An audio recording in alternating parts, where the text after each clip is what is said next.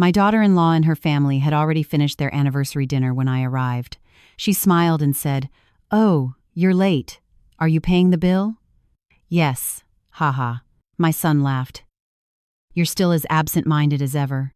How did you manage to be late?" That was when I realized they had invited me exactly for the time the dinner ended.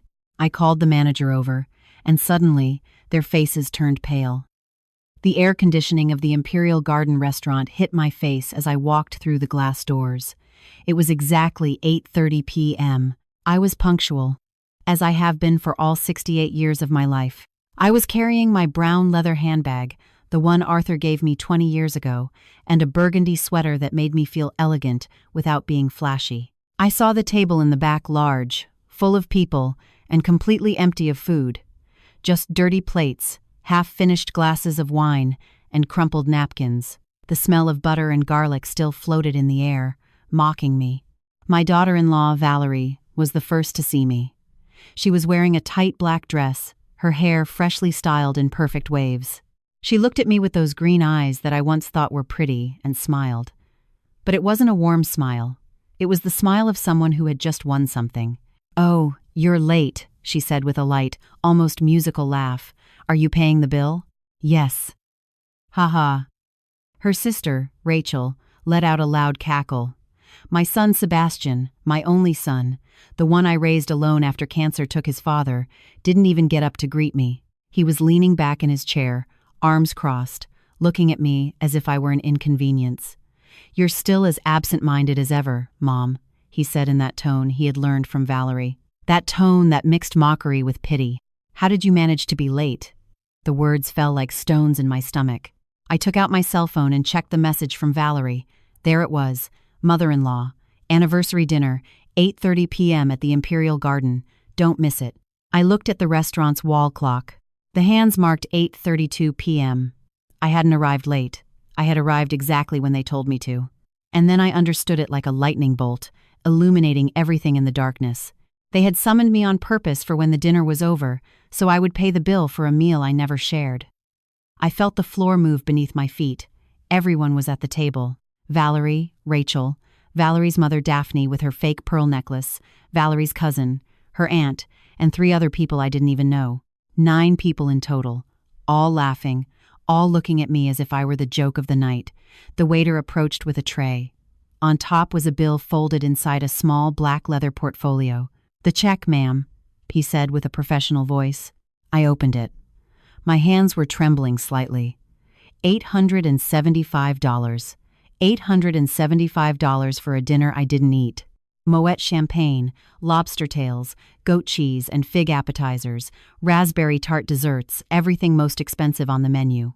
Valerie looked at me with that smile. Sebastian avoided my eyes. The others waited. Something inside me, something that had been asleep for 3 years, began to wake up. I closed the bill, took a deep breath, and instead of taking out my wallet as I would have done before, as I had done dozens of times, I raised my hand and called the manager. "Mark Anthony," I said with a firm voice. "Could you come here for a moment?" I saw Valerie's smile falter for just a second, but I saw it. Mark Anthony approached in his impeccable suit and that burgundy tie he always wore. He is the son of Mercedes, my old colleague from the accounting firm. A serious, professional man whom I trusted absolutely. "Mrs. King," he said, bowing his head with real respect. "Good evening, Mark. What time was the reservation made for this table?" I asked, looking him directly in the eyes. He didn't hesitate for a second. "For 6 p.m., ma'am." They arrived punctually at that time. The silence that followed was so thick you could cut it with a knife. Valerie stopped smiling. Sebastian straightened up in his chair. Rachel looked at her sister with wide eyes. "And what time was I invited?" I asked loudly so everyone could hear. "At 8:30 p.m., as I understand it," Mark replied. "Exactly," I said. My voice sounded stronger than it had in years. Then Mark added something I knew he would say, something we had planned a week ago when I told him my situation. "Mrs. King, your permanent VIP table has been ready since 6. We were expecting you." I saw the color drain from Valerie's face. "Permanent table?" she stammered. "Of course," said Mark with total naturalness. "Mrs. King is a partner in this restaurant. She has held 15% of the shares for 10 years, and there, in that moment, while their faces turned pale as wax, I knew everything was about to change. But what they didn't know was that this was just beginning.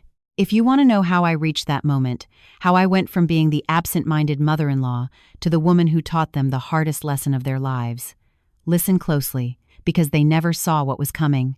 Let me tell you who I really am, because for 3 years, I let them call me Old Ellie, the scatterbrain, the old-fashioned mother-in-law, the generous old lady. But that was never me. My name is Eleanor Solange King. I am 68 years old, and every wrinkle on my face tells a story of work, of struggle, of victories that no one handed to me. When I was 25, Arthur and I got married in a small chapel in Boston. He was a civil engineer. I had just finished my degree as a certified public accountant. We moved into a 2-room apartment that we paid for together, furnished with pieces we bought secondhand at flea markets. Sebastian was born 2 years later. It was the best day of my life. I worked through my entire pregnancy. I went back to the office when he was 3 months old. Not because I wanted to, but because we needed it. Arthur earned a decent living, but we wanted to give our son a better future than ours, and we achieved it. For 40 years, I worked at Miller & Associates, a prestigious accounting firm downtown. I started as a junior associate. I finished as a senior accountant with a salary many men envied. I managed the accounts of major corporations. I was never late. I never made a serious error. I earned every dollar that entered my bank account. When Sebastian was 14, Arthur started having stomach pains. We thought it was gastritis. It was pancreatic cancer. They gave him 6 months to live. He lasted 8, fighting every day. I paid for everything: the treatments, the specialists, the experimental drugs that promised miracles. I spent our savings, took out loans, sold my car, but Arthur didn't survive. I was left a widow at 56, alone with a son in college and a debt of $35,000. Do you know what I did? I didn't crumble. I didn't give up. I worked double shifts. I took on consulting jobs on the weekends. I invested in 2 commercial retail spaces Arthur had left half paid off. I finished paying for them in 4 years. Today, those spaces give me $2,000 a month in rent. I paid for Sebastian's entire university education. Medical school, 6 years, every tuition fee, every book, every piece of equipment. He never lacked for anything. I bought my house. Yes, my house, the 3-story brownstone in the Gold Coast district with a garden of magnolia trees and a view of the park. I paid for it with my money. With 40 years of waking up at 5 a.m., of bringing lunch prepared in Tupperware to save money, of not buying new clothes for years, of not going on vacation, that house is valued at $1.2 million according to the last appraisal. I have savings. 2, $300,000 distributed in investments that generate returns money no one knows I have. Because I learned that when a woman has resources, everyone wants a piece. Arthur taught me something before he died. He told me in the hospital 3 days before closing his eyes forever. Ellie, don't confuse generosity with foolishness. Help, but don't empty yourself. I didn't understand his words until 3 years ago when Valerie entered our lives. She saw a lonely widow, a simple mother-in-law who wore the same burgundy sweater to family gatherings, who baked pot roast for Christmas instead of ordering catering, who took an Uber instead of driving a brand new car. What she didn't see was the woman who built a fortune alone, the accountant who managed millions of dollars for companies for decades, the mother who sacrificed everything for her son. She didn't see my investments, my bank account, my properties, my intelligence. She saw me as a goose she could pluck feather by feather, and I let her. For 3 years, I let her. Why? Because I loved my son. Because I thought if I helped them, they would be happy, and if they were happy, I would be too. How wrong I was. But I have something Valerie never expected, something that has saved me and sunk her at key moments in my life: a notebook. A burgundy leather moleskin notebook I bought at a stationer's in Philadelphia 20 years ago. In it, Arthur and I used to write down our expenses, our dreams, our plans. After his death, I kept using it. I write down everything: dates, names, amounts, important conversations, promises made to me. I am not absent-minded. I am observant. And in that notebook was every dollar I had lent to my son and his wife, every promise of payment they never kept, every humiliation I swallowed in silence. $75,000. $75,000 that went from my hands to theirs in 3 years. And that night at the restaurant, while their faces turned pale, I knew the time had come to open that notebook in front of everyone. But first I needed them to understand how we got there. I needed them to remember who I really was. Do you want to know how a manipulative daughter-in-law can destroy a family in 3 years? Stay, because what comes next will outrage you to your core. I met Valerie 5 years ago at a dinner Sebastian organized at an Italian restaurant in the West Loop. "Mom, I want you to meet someone special," he told me over the phone that afternoon. His voice sounded excited, youthful. I hadn't heard him like that in years. I arrived with a bouquet of white flowers thinking it would be something intimate, but when I entered the restaurant, there was a large table. Valerie's parents were there, her sister, Rachel, and 3 other relatives they introduced to me so quickly I forgot their names instantly. Valerie stood up with a radiant smile. She was wearing an ivory dress and sky-high heels that made her look imposing. "Mother-in-law," she exclaimed, hugging me tightly, even though we had just met. "Sebastian has told me so much about you. You are his hero." I liked it. I can't lie, I liked hearing that. Her mother, Daphne, extended her hand coldly. She wore a pearl necklace that I would later discover was fake, and a perfume so strong it made my nose itch. "A pleasure," she said without smiling. Really, the dinner was strange. They ordered expensive wine, carpaccio appetizers, truffle pasta. When the time came to pay, there was an uncomfortable silence. Everyone looked at their plates. Sebastian looked at me with those eyes I knew so well, those eyes of a boy asking for help.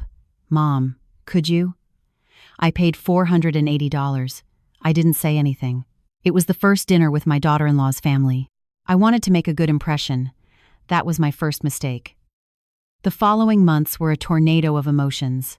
Sebastian was in love. Valerie came to my house every week, always with some little gift.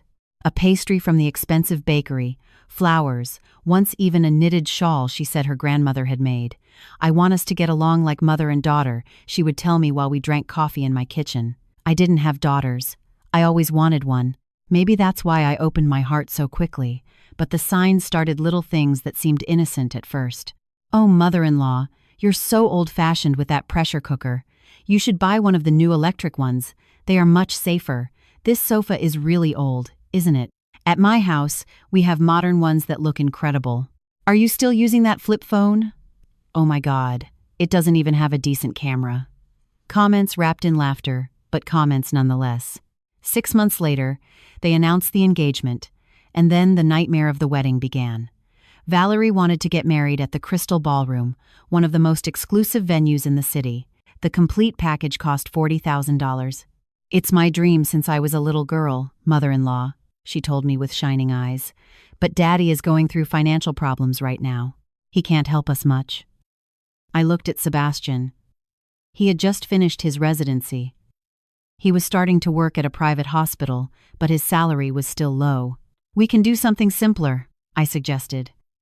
"A beautiful wedding, but more accessible." Valerie looked at me as if I had proposed she get married in a barn. "It's just that he's your only son, isn't he? Your only chance to see him get married. Don't you want it to be special?" There was the guilt. The first hook. I ended up paying $28,000 of the event cost. They told me it was temporary help, that they would pay me back as soon as they were settled. The wedding was beautiful. I can't deny it. Flowers everywhere, a 5-course banquet, live music. Valerie looked like a princess. Sebastian couldn't stop smiling. I smiled too, but inside I felt a void I couldn't explain. 2 months later came the honeymoon. "Greece, Mom," Sebastian told me over the phone. "We always wanted to see Greece, but with the wedding, we spent everything. It's the trip of our dreams," added Valerie on speakerphone. "We'll pay you back in 6 months. I promise, 6 months maximum. Another $9,500. I never saw a single dollar back. The promises became excuses. The excuses became silences. And the comments became sharper. In my family, things are done differently, mother-in-law. My mom would never do that. How strange that someone of your generation thinks like that. She started calling me Old Ellie, the scatterbrain, in front of her friends, as if it were an affectionate nickname, but the tone always held a hint of mockery. Sebastian laughed, at first uncomfortably, then naturally, as if it were okay to make fun of his mother. That was the moment I should have stopped everything, but I didn't, because I loved my son and because I thought things would improve with time. They didn't improve, they got much worse. The worst had not yet happened, because when they decided to move into my house for just 2 months, my life turned into a nightmare from which I couldn't wake up. My house is not just a property. It is the result of 40 years of sacrifice. Every brick paid for with overtime hours, every window bought after rejecting a new dress, every plant in the garden planted with my own hands on Sundays when others rested. 3 floors, a terracotta facade, a carved wooden door. Arthur and I chose together one rainy Saturday, a garden with 3 magnolia trees we planted when Sebastian was a baby. Now they are almost 30 years old, and in spring, they fill everything with white and pink blooms. The first floor, a spacious living room with large windows, a dining room for 8 people, a kitchen with a granite counter I installed 10 years ago, a pantry full of spices I've collected, a corner with my rosemary, basil, and mint plants. The second floor, 3 bedrooms. The main one was the one I shared with Arthur. I turned it into my sanctuary after his death, Sebastian's room, which I kept intact years after he moved out, and a guest room with its own bathroom. The third floor, my study, my sacred place. A cedar desk where I manage the accounts of my rental properties, bookshelves full of novels and accounting manuals. A huge window with a view of the park. There I spend afternoons drinking chamomile tea, reading, watching the sunset, and admiring my most precious treasure, my grandmother Ruth's German wall clock, dark wood with bronze inlays, a pendulum that marks the seconds with a tick-tock that lulled me to sleep as a child. It's worth $8,000 according to an appraiser who evaluated it 3 years ago, but for me, it is priceless. The only thing I have left of my grandmother, the woman who taught me that a woman without her own money is a woman without a voice. 3 years ago, one September afternoon, Sebastian arrived without warning. He was carrying 2 large suitcases. "Mom, we have a problem," he said, dropping them in the entryway. "The apartment we were renting has black mold in the walls. They are fumigating and renovating. Can we stay here for 2 months? Maximum 2 months. Valerie entered behind him carrying 3 boxes. She didn't even wait for my answer. "Oh, mother-in-law, you're saving our lives," she said, kissing my cheek. 2 months and we're gone, I promise. The 2 months turned into 14. 14 months of losing my house little by little. The first week was tolerable. They settled on the second floor in the guest room. I stayed in the master. The third floor was still mine, but Valerie had plans. "Mother-in-law, this dining room is very dark. Would you mind if I put up some lighter curtains?" She didn't wait for an answer. 3 days later, there were beige curtains I didn't choose in my windows. "This living room needs modernizing. What do you think if we move this furniture?" The sofa Arthur and I bought when we got married ended up in the storage room. A minimalist gray sofa she bought on sale took its place. "Oh, this tablecloth is stained, mother-in-law. It was my mother's embroidered tablecloth, colorful flowers made by hand, 50 years old. A piece of family history. It looked really old, mother-in-law. I had to throw it out. I hope you don't mind." She said it while eating cereal in my kitchen. I froze. The words got stuck in my throat. "No, it doesn't matter," I lied. Sebastian didn't even look up from his cell phone. Things started to disappear. The porcelain dishware we used at Christmas. A piece broke, mother-in-law, so I donated the rest. What good is an incomplete set?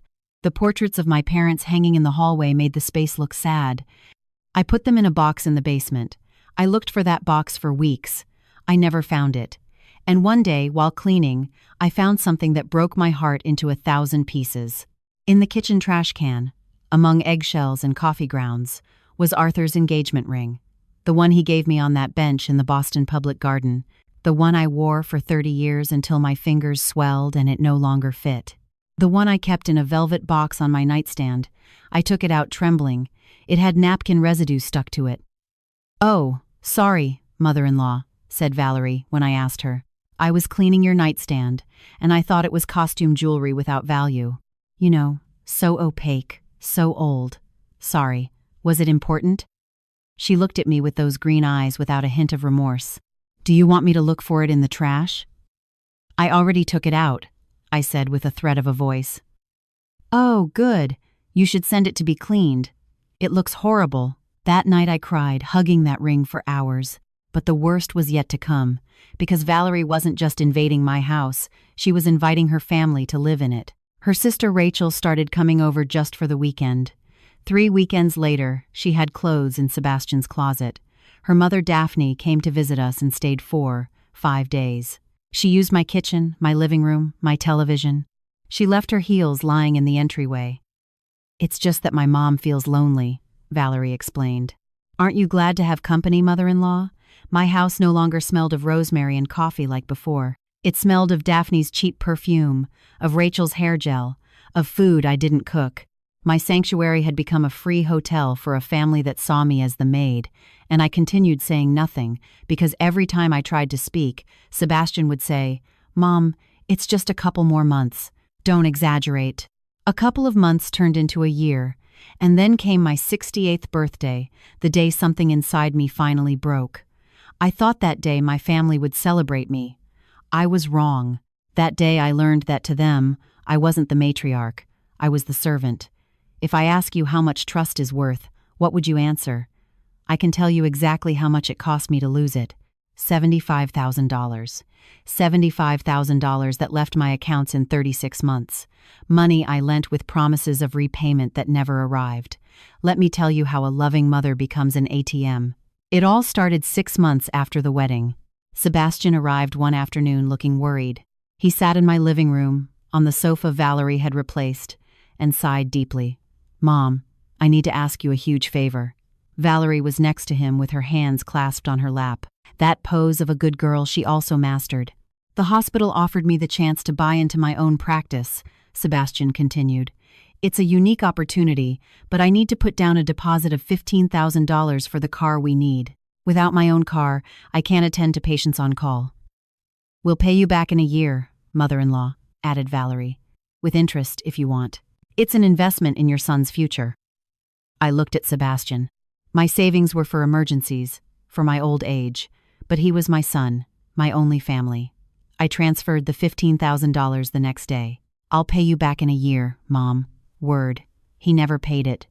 3 months later, it was Valerie's business. "Mother-in-law, I'm going to open an online clothing boutique," she explained with enthusiasm. "Exclusive designs. I already have suppliers. I just need initial capital for inventory." "How much?" I asked cautiously. $20,000. "I know it's a lot, but in 6 months, you recover the investment. I'll give you 20% of the profits." Sebastian looked at me with pleading eyes. "Mom, it's Valerie's dream and it could be very profitable." I made the transfer. I signed a paper Valerie wrote by hand promising to return the money in 8 months. The store never existed. When I asked about it 2 months later, Valerie shrugged. "The market was too competitive, mother-in-law. I had to close, but don't worry, I'll pay you as soon as I can." She couldn't. Then came Valerie's medical urgency. "I have a problem with my nose, mother-in-law," she told me one Tuesday morning. "The doctor says I need surgery. It's for my health. I can't breathe well at night. $8,000 for a rhinoplasty." A completely cosmetic surgery she called a medical necessity. "I'll pay you in 4 months, mother-in-law. It's my health, do you understand?" She didn't pay me. After that was the trip to Cabo. A family trip to strengthen bonds, they said. I wasn't invited, but my money was. $5,000. The credit card debts they couldn't pay. $12,000. Every time the same story, the same promise, the same silence afterward. I wrote everything down in my notebook. Burgundy. Date. Amount. Promise of payment. Signature when I got it. Page after page. Number after number. And every time I asked for the money, the answer was the same. "Next month, Mom. Things are tough right now, mother-in-law. You're already collecting?" How ugly. Valerie said that last phrase in front of Rachel. The two laughed. "She's his mother. She has to help him. That's what mothers are for, right?" But what hurt the most weren't the debts. It was seeing them leave the Oakbrook Center Mall one Saturday afternoon. I was arriving from doing some basic shopping at the market. I was carrying my grocery bags, my vegetables, my fruits, and I saw them coming out with Louis Vuitton bags. 5 large bags. They were laughing. Sebastian was carrying 2. Valerie had a new purse hanging from her arm. Rachel accompanied them with 3 other bags. They saw me. I know they saw me. Valerie looked me directly in the eyes. She smiled. "Mother-in-law, what a coincidence. There was an incredible sale." "Jealous?" she said, laughing. I stood at the entrance of the parking lot watching them get into their car, the car I had helped buy. Luxury bags bought with my money while I was still using the same brown leather handbag from 20 years ago. That night I checked my notebook, did calculations, added, subtracted, projected. If it continued like this, in 5 years I would have lost my entire savings, my investments, my safety net. Everything I had built alone would end up in the hands of 2 people who viewed me as an infinite resource, not as a mother, not as a person with needs, but as a source of money. And then I made a decision. If they could keep secrets, so could I. If they could lie, I could investigate. If they played dirty, I would learn the rules. That night, I didn't sleep. The next day, I hired a private investigator. His name was Roger. 42 years old, ex-cop, discreet, professional. "I need to know where my money is," I told him in his office. "I need to know what they spend it on. I need proof. It cost me $1,500. It was the best investment of my life." In 2 weeks, Roger brought me information that shattered my heart, but also gave me the perfect weapon for my revenge. On March 15th, I turned 68. 68 years of life, of work, of sacrifices, of lifting my family with my own hands. I thought that day would be special. How naive I was. "Mom, let's have a dinner at your house," Sebastian told me a week before. "Something intimate, family only. Let's celebrate together." "It will be beautiful, mother-in-law," added Valerie with that smile that no longer fooled me. "I'll help with everything. Just relax and enjoy." The morning of my birthday, I woke up early. The sun came through the window of my room. Outside, the magnolias were beginning to bloom. I went down to the kitchen waiting. I don't know what I expected. Maybe a cake, coffee prepared, a hug. The kitchen was empty. Sebastian and Valerie were sleeping on the 2nd floor. I heard their alarms ring and be turned off several times. I made my own coffee. I ate a pastry alone in the dining room. No message, no call, no happy birthday until 11 a.m. when Valerie came down yawning. "Oh, right. Happy birthday, mother-in-law," she said distractedly while checking her cell phone. At 2 p.m., Valerie called me to the kitchen. "Mother-in-law, dinner will be here at 7. I invited my family, only about 18 people. Nothing exaggerated. 18 people. "Valerie, I thought it would be something small." "Oh, mother-in-law, don't be like that. The more people, the more joy. Besides, your roast beef is famous. It would be an insult to bring food from outside, right?" She looked at me, expecting me to say yes. "You have all the ingredients because I don't have time to go to the market." I didn't have all the ingredients. At 3 p.m., I was at Whole Foods buying beef, potatoes, vegetables, everything necessary to make a dinner for 20 people. I spent $450 out of my pocket. I returned home carrying bags. No one helped me carry them up, and I started cooking. I seared the meat, peeled potatoes, prepped the vegetables, baked the sides, made 3 types of pie, because my family loves sweets, according to Valerie. 8 hours I was on my feet. My feet swelled, my back burned, my hands smelled of garlic and onions. At 7 p.m., the guests started arriving. Valerie's entire family, her mother Daphne with her suffocating perfume, her sister Rachel with her boyfriend, uncles, cousins, friends, people I didn't know filling my living room. No one brought me a gift, no one brought me flowers. "Oh, it smells so good," they shouted, entering. I served the food, filled 23 plates, took them to the table, arranged silverware, brought more rolls, served more water, collected dirty plates. I became the maid at my own party, on my own birthday, in my own house. Valerie sat at the head of my table, toasted with wine I bought. "To family," she said, raising her glass. "To being together." Everyone applauded. No one toasted to me. They ate until they were stuffed, laughed, took photos. Sebastian posted stories on Instagram. Perfect family dinner, he wrote. I was in the kitchen washing dishes. At 11 p.m., when everyone left, Rachel passed by me in the hallway. She was talking on the phone. How useful to have a mother-in-law like that, she told someone between laughs, like a free maid. My sister is very lucky. She realized I was there, looked at me, smiled, and kept walking. I went up to my room at midnight. No one sang happy birthday to me. No one gave me a birthday hug. No one said, thanks for the food, Mom. I sat on my bed, took the burgundy notebook out of my nightstand drawer, and wrote with a trembling hand, March 15, my 68th birthday. The day I stopped being a mother and became a servant. The day I decided this ends. I cried until 4 a.m. hugging my pillow, but amidst the tears, something new was born. Rage, determination, strength. The next day I called the detective, Roger. I need everything, I told him. Bank statements, photographs, messages, everything you can get. Are you sure, Mrs. King? He asked me. I have never been more sure of anything in my life. My transformation had begun, but they had no idea. What the detective revealed to me 3 weeks later was worse than I imagined and gave me exactly what I needed to destroy their lies. 3 days after my birthday, I opened my burgundy notebook on the cedar desk in my third-floor study. The view of the park stretched out before me. It was a gray afternoon in March. The branches swayed in the wind. I turned the pages one by one. 36 months of my life summarized in numbers and dates. Every loan, every broken promise, every humiliation swallowed in silence. $15,000. Car down payment. I'll pay you in a year, Mom. Date: the 15th of June, 2022. Payments received: 0, $20,000. Investment in Valerie's online store. You recover everything in 8 months with profits. Date: the 20th of September, 2022. Business that never existed.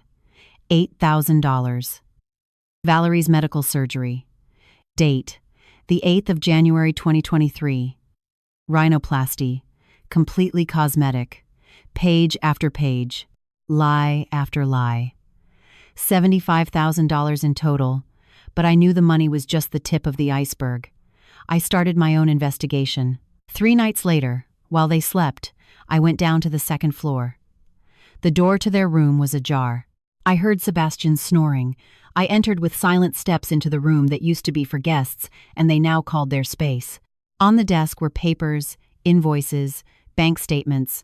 I photographed them all with my cell phone. My hands were trembling so much that some photos came out blurry. I had to repeat them, and then I saw something that froze my blood. A bank statement, joint account of Sebastian and Valerie. Balance: $34,000.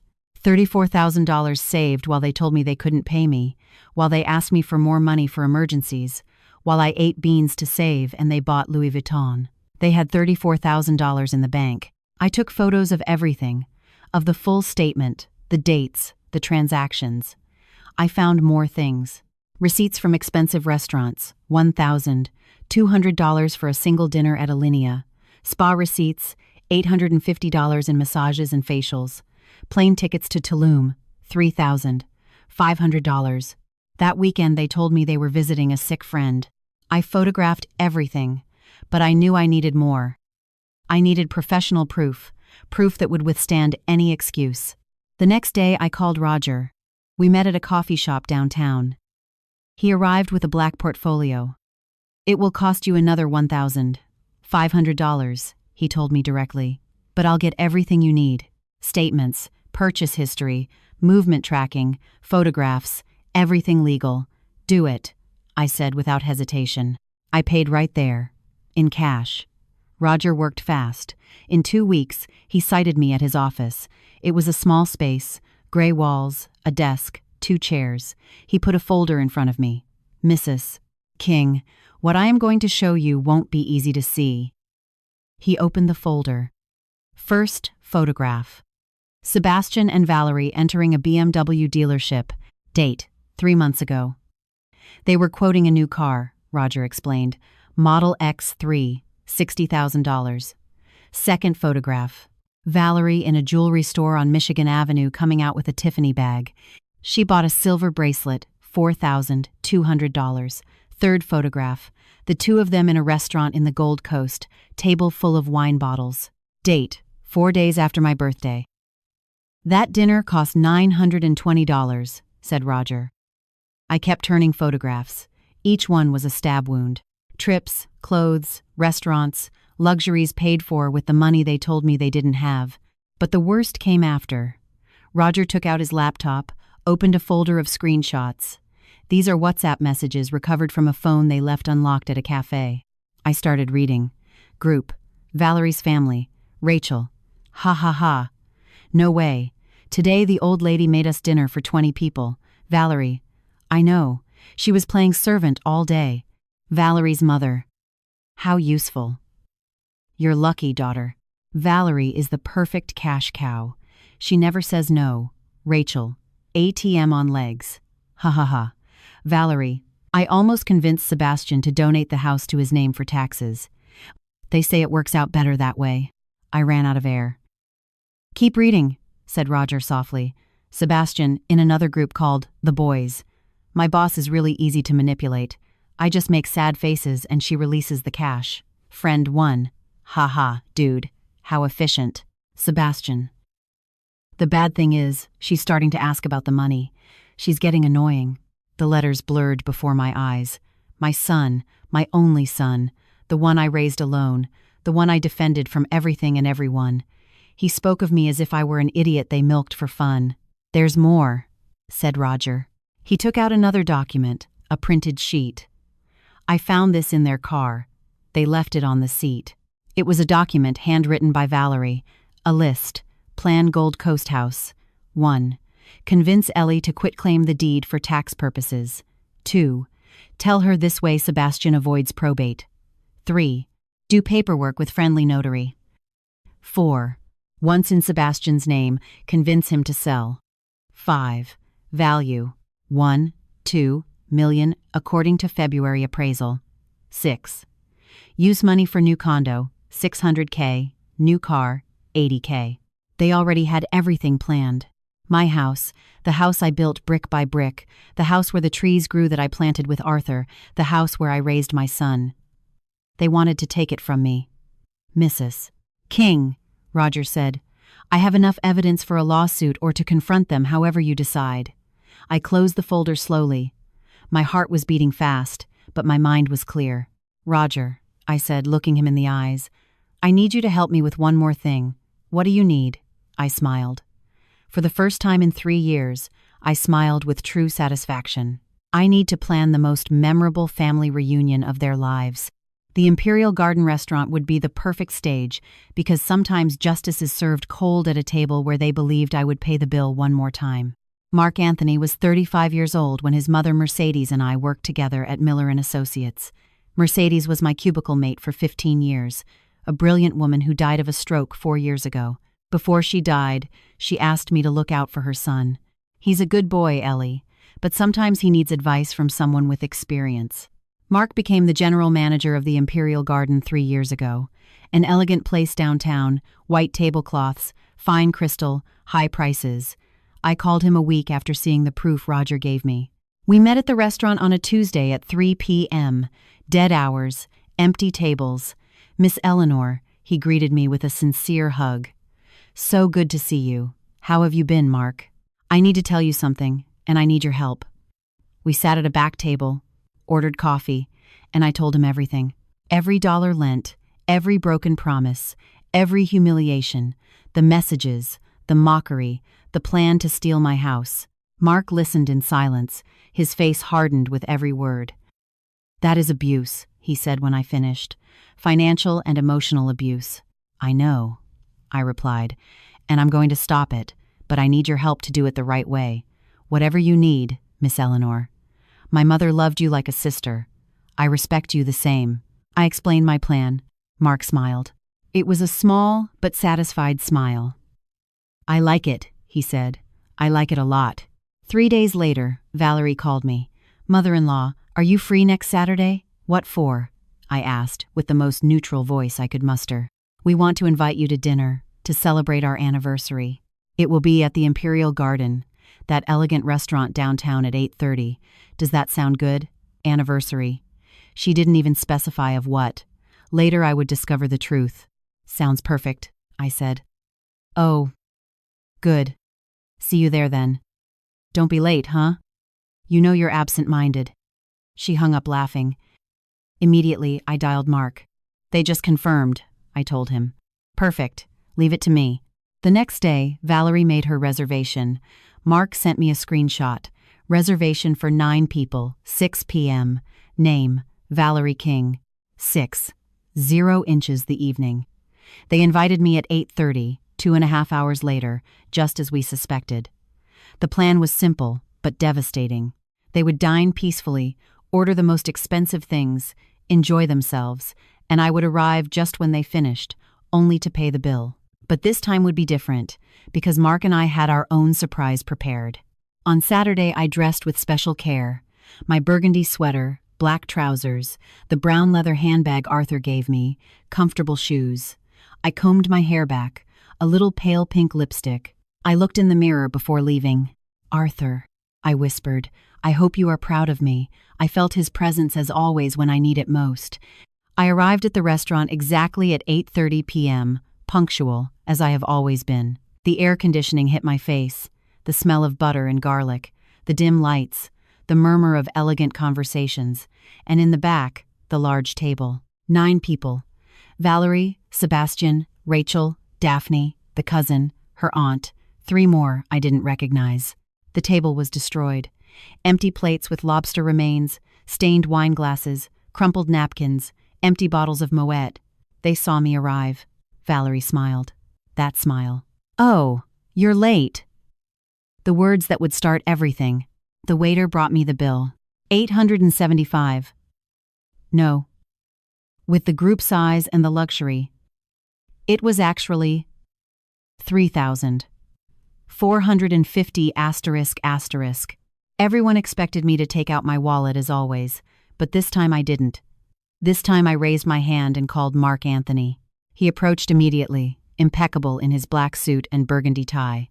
Mrs. King, he said with a professional but warm voice. Good evening. I saw the confused looks at the table. Mark, I said clearly, what time did they reserve this table? At 6 p.m., ma'am. And what time was I invited? According to what I understand, at 8:30 p.m., the silence that fell over the table was heavy. Valerie tried to laugh. Oh, mother-in-law, it was a misunderstanding. But Mark continued. Mrs. King, your permanent VIP table has been ready since 6 in the evening. We were expecting you. Valerie stopped smiling. Permanent table? She asked with a weak voice. Mark looked at me. I nodded.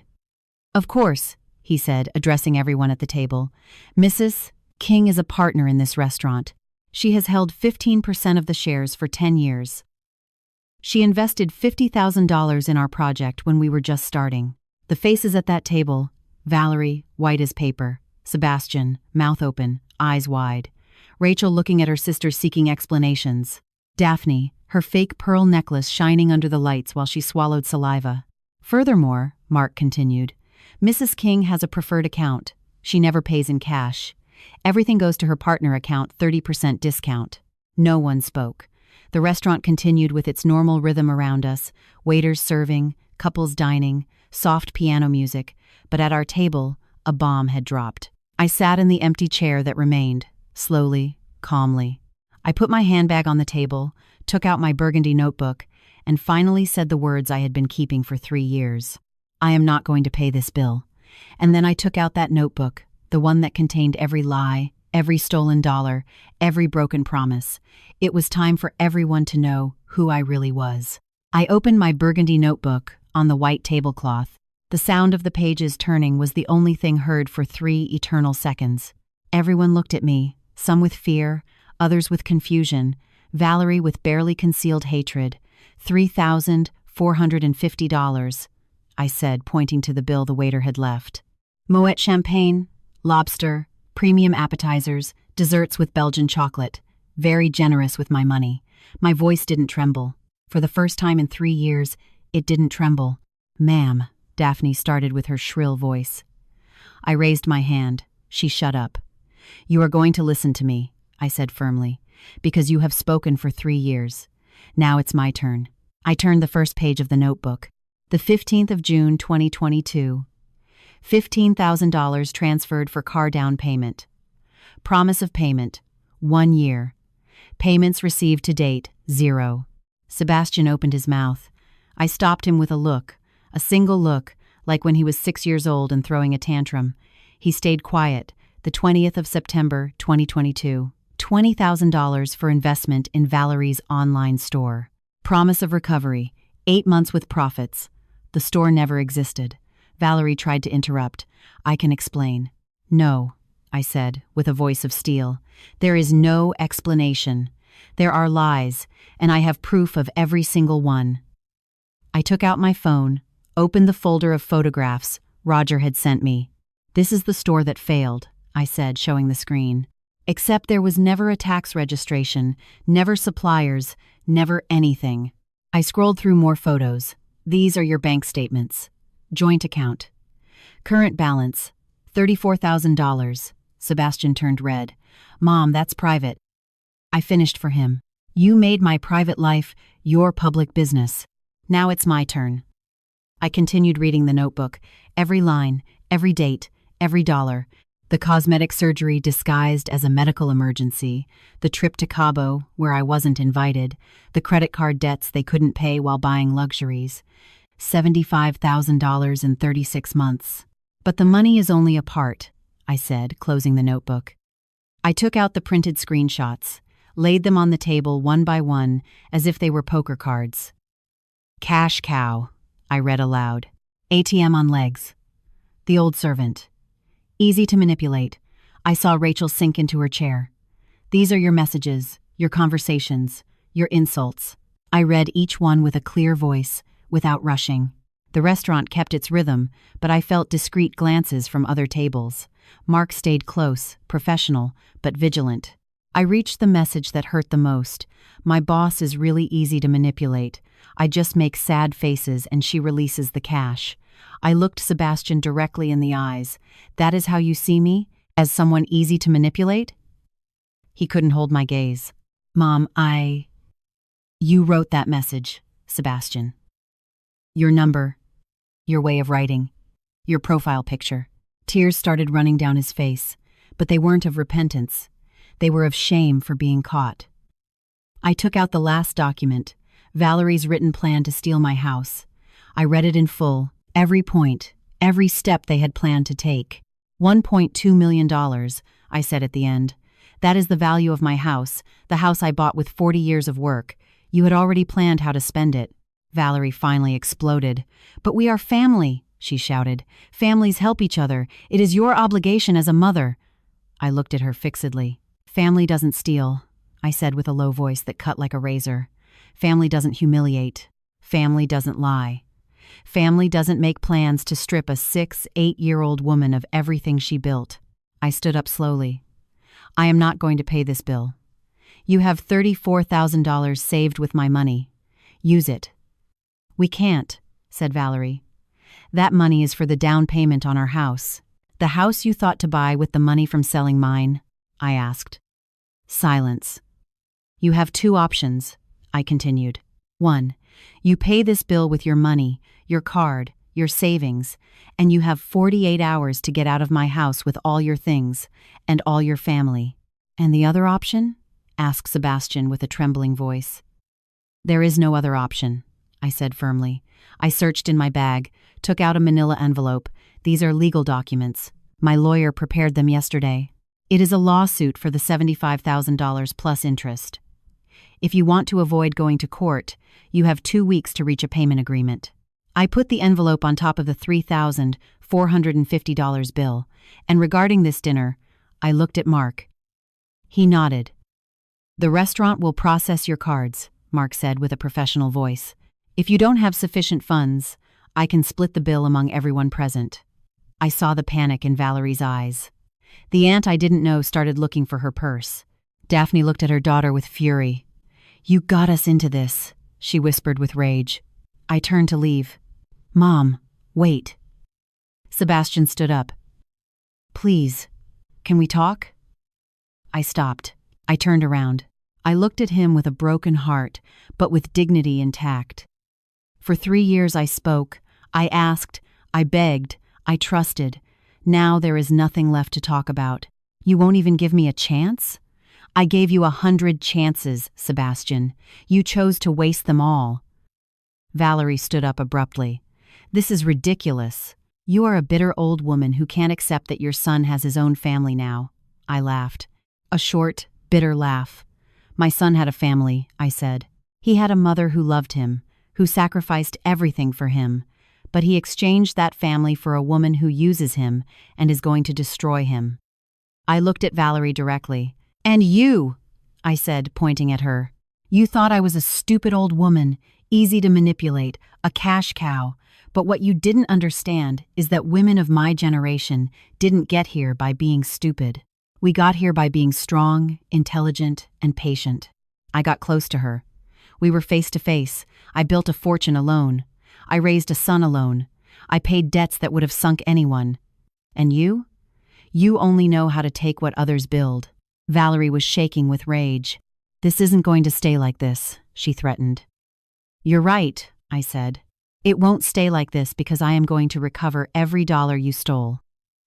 And I'm going to make sure everyone knows who you really are. I took my bag, my notebook, my dignity, and walked out of the restaurant with my head held high. Behind me, I heard shouts, arguments, the sound of chairs moving. Mark caught up to me at the door. Miss Eleanor, he said with a small smile. That was impressive. Thanks for your help, Mark. I processed their cards. They had to split the bill among 4 people. None had enough funds to pay alone. I smiled. Outside, the fresh night air filled my lungs. For the first time in 3 years, I breathed fully. The battle had just begun, but I had already won the war. I thought that with the confrontation everything would end. I had no idea that the worst and the best were yet to come. Today is September 16th, exactly 6 months since that night at the Imperial Garden. I am sitting on the terrace of my house. The 3rd floor, my study, my recovered sanctuary. The magnolia trees in the garden are in full bloom, beautiful, exactly as Arthur planted them 30 years ago. Beside me, on her fluffy bed, is Luna, my 2-year-old golden retriever. I adopted her 3 months after the confrontation. She looks at me with those brown eyes full of unconditional love, the love a family should give. In my hand, I have a cup of chamomile tea. In the other, my phone. I just received a notification. The last transfer of the payment agreement. Let me tell you what happened in these 6 months. The night of the confrontation, I arrived home at 11. The house was dark, silent. Mine again. The next day, Sebastian and Valerie arrived with a moving truck. We didn't speak. They packed their things in silence. Valerie was crying dramatically. Sebastian avoided my gaze. Mom, please, he said when they loaded the last box. This is a mistake. We can fix it. There is nothing left to fix, I responded from the door of my house. You have my lawyer's number. Everything will be handled legally from now on. Just like that? You throw away your only family? You threw away this family 3 years ago, Sebastian. I am just recognizing what no longer exists. They left. The truck started up, and for the first time in 14 months, my house returned to being just mine.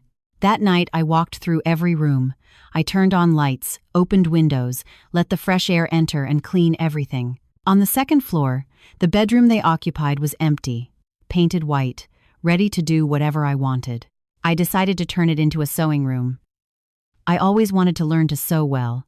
The next day, I hired my lawyer, Patricia Mendez, a 2-year-old woman, serious, professional, relentless. Mrs. King, with the evidence you have, we can sue for fraud, financial abuse, and emotional damages, she explained in her office. How long would a trial take? 2 years? Maybe 3. 2 years fighting in courts. 2 years seeing my son in hearings. 2 years of my life dedicated to this. And if we offer a settlement? I asked. We could recover a significant portion. It would depend on their willingness to negotiate.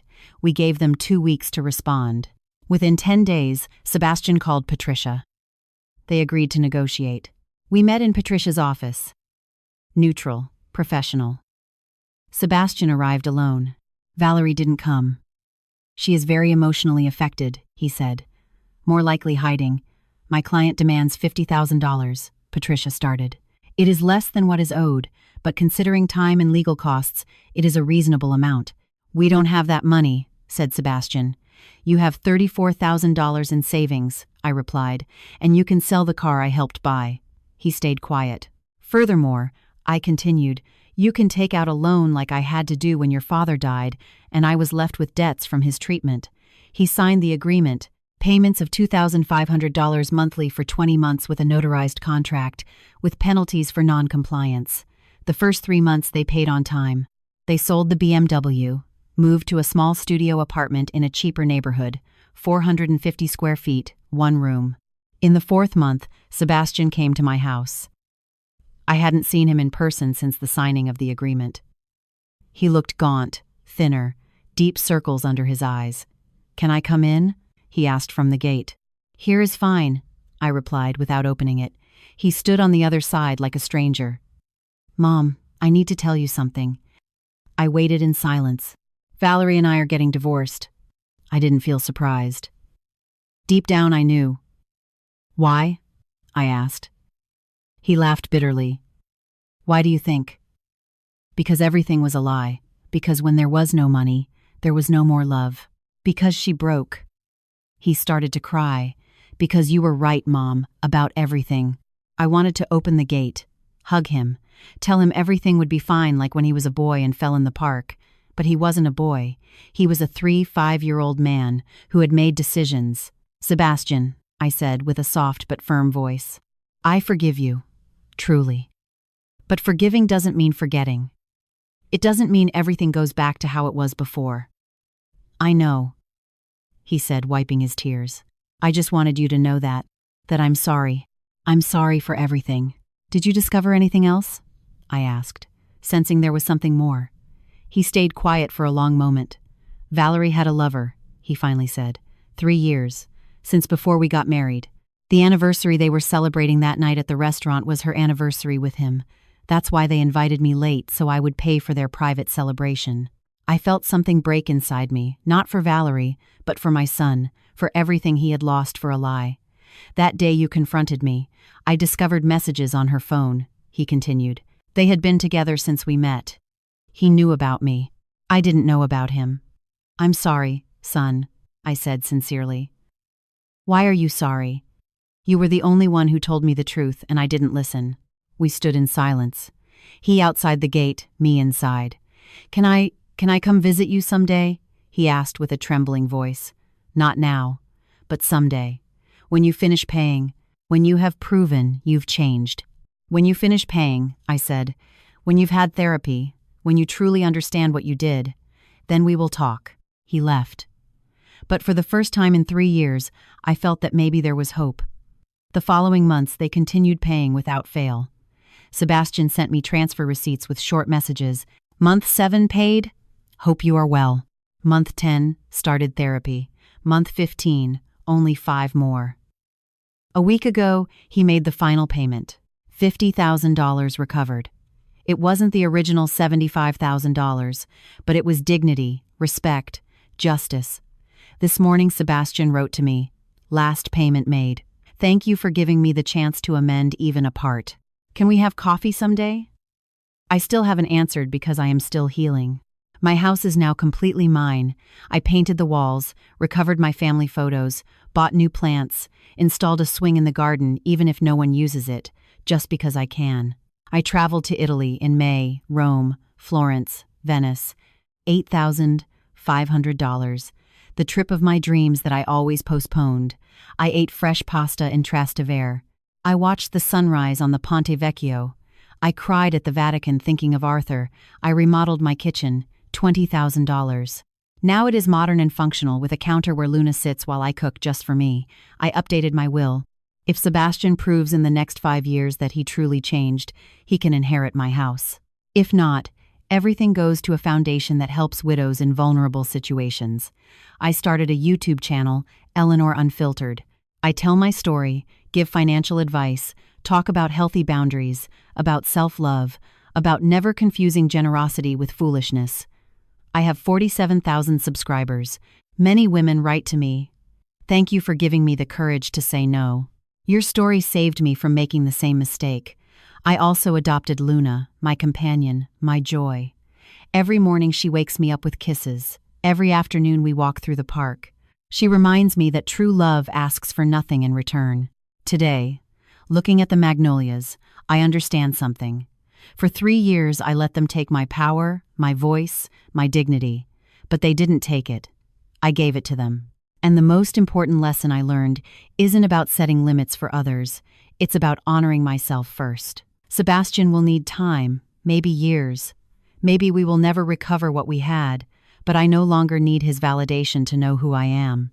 I am Eleanor Solange King, 68 years old, retired accountant, property owner, intelligent investor, a woman who rose alone after losing her husband, a woman who built a fortune with her own hands, and above all, a woman who learned that true wealth isn't in what you possess, it's in what you don't allow them to take away. Your dignity, your respect, your self-love, that no one can take from you, only you can surrender it, and I will never surrender it again. This is my story, my confession, my lesson. If you reach this point, if something resonated in your heart, let me know in the comments where you are watching from. Have you lived something similar? What would you do in my place? And remember, subscribe to keep listening to real-life stories of real women who decided their dignity was worth more than the comfort of others. Because sometimes saying enough is the greatest act of love you can give yourself. See you in the next story, and never, never let anyone extinguish the light that cost you so much to turn on. The end.